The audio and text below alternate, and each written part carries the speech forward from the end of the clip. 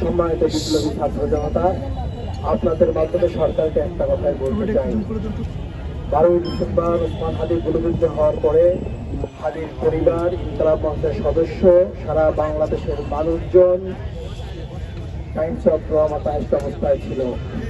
আমরা সেই শোক কাটিয়ে এখন রাজপথে আসতে প্রথম প্রোগ্রাম করলাম।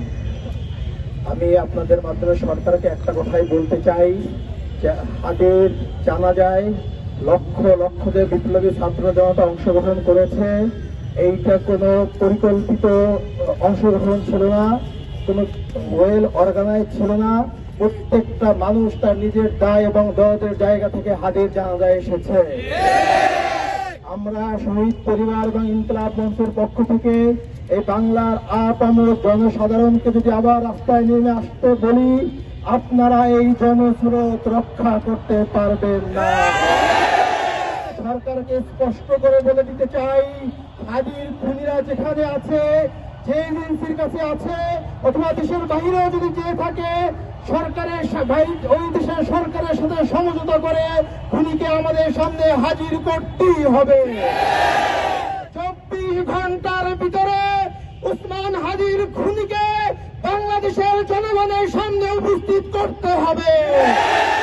প্রিয় বিপ্লবী ছাত্র জনতা, যদি 24 ঘন্টার ভিতরে খুনিকে আমাদের সামনে উপস্থাপন না করে, পরবর্তী প্রোগ্রামের জন্য আপনারা শপথ গ্রহণ করুন। আগামীকালকে হাদি চত্বরে আমরা শহীদি শপথ গ্রহণ করব।